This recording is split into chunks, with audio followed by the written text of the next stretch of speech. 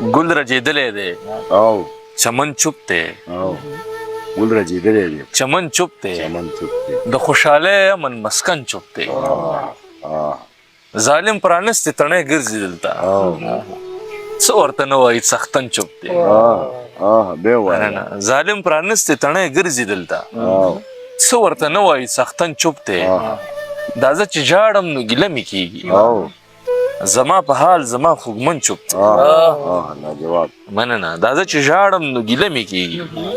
زما په حال زما خوږمن چوپ دی د خاموشۍ د جبر تورې بلا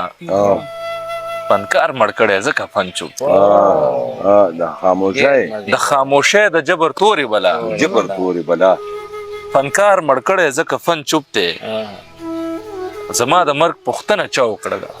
زما د مرګ پوښتنه چا وکړله ډاکټر صاحب زما د مرګ پوښتنه چا وکړله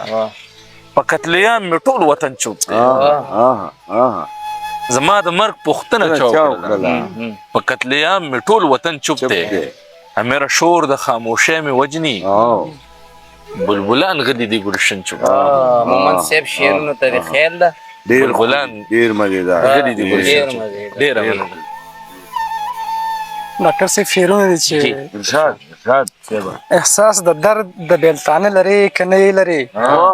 ته په سینه کې چېرته زړه لري که نه یې لري مننه او هغې زما د زړه دپاره بنجاري ودرو هغې زما د زړه دپاره بنجاري ودرو ورته یوې ماما رانجه لري ډېر مزېدار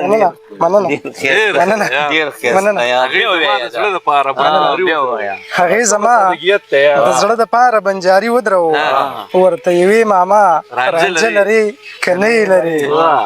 او دا ستا د تلو نه پس مې زړه د زندګۍ نه تور دی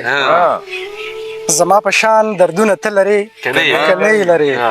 مننه او چې وی هم کړې او پوره یې هم کړې ماتې نه کړې لوزونه داسې پښتانه لري که نه یې لري مننه او لکه د سوي لاس چې پام لري په تا فریادي چې دومره پام ته په هغه لري که نه یې لري مننه بل غزل دی چې یوه شپه را باندې کالو په څه وخت کې تا چې پریخم بد مې حالو په څه وخت کې مننه په درې زبانې کې ورته وی او د جانان د نامې تورې به پې ګلو د لاس نه خبرو مالو په څه وخت کې مننه د لاس نه خبرو مالو په څه وخت کې مننه او زموږ ځان له دنیاګۍ و د خیالونو چې د مار په خوله کې لالو په څه وخت کې او اوس پې هغه شانتې زړه نه راټولېږي اوس پې هغه شانتې زړه نه راټولېږي په خندا کې د کمالو په څه وخت کې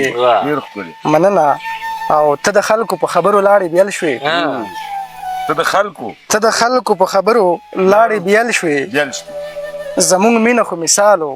په څه وخت کې مننه او بیا د امن په سندرو چا وجلی فریادینو مې لیکوالو په څه وخت مومن صاحب ولاړ دی دې سړي سره په کلکه دا سړی رانیسي مو د ده په مرسته ځکه دا سړی ولاړ دی دې سړي سره په کلکه دا سړی رانیسي مو د ده په مرسته ځکه دا سړی ګرم نه دی که خیال وکړي نو بېشکه دا سړی تنګ شوی دی د کلي د ملکه دا سړی او ټول عمر یې د اوسپنو ټکولو باندې تېر کو مومن صاحب ټول عمر یې د اوسپنو ټکولو باندې تېر کو خلاص نه شو د سندان او د سټکه دا سړی او نو دی به د ښایست د ښار د شوره څه خبر شي نو دی به د ښایست د ښار د شوره څه خبر شي چې نه وځي د کلي د بې ټکه دا سړی نو دی به د ښایست د ښار د شوره څه خبر شي چې نه وځي د کلي د بې ټکه دا سړی او د بیخه یې اوباسي او د جرلو یې اوباسي مومن صاحب د بیخه یې اوباسي او د جرلو یې اوباسي د ګل بوټی خو نه پرېږدي په ځمکه دا سړی خو نه پرېږدي په ځمکه دا سړی او ریاضه چې اواز د امن نه کوي نو سپي که راشي د کابل نه تر ټکه دا سړی بېقرار صاحب ډېر مزېدار نو درې شعرونه ډالۍ کومه چې بیمار پریوتی یم صنم تا پسې ها، بیمار پریوتی یم پریوتی یم صنم تا پسې او د کار نوتی یم صنم تا پسې واه. او د خوشحالۍ او د خندا نه لري ها، غم کې نښتی یم صنم تا پسې. صنم تا پسې ها، او که محبت کې د شهید نشوم ها. که محبت کې د شهید نشوم نیم نیم الوتی یم صنم تا پسې. ډېر ښه.